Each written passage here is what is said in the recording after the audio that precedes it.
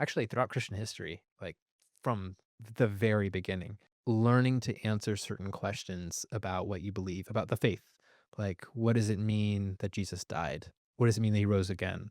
And often there are these like written out documents that are like question and response. Yeah. And you memorize them as a child, even if you don't totally understand them. I think the thought is like later when you're older, when these questions arise, you have something to fall back on. In the really early church, like you couldn't be baptized until you went through catechism. Right. And sometimes that would take a few years even. It's very heavily tied to doctrine, Yeah. which I think has a negative connotation nowadays. People see doctrine as like you're forcing the person to To believe believe this something. kind of thing.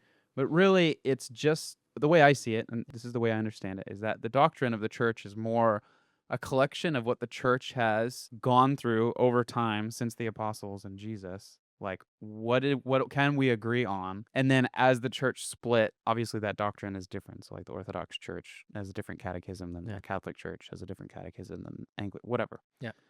So they have different, while the core is the same, Yeah. they have different little things that they think are important, or maybe that define them as like the church or whatever.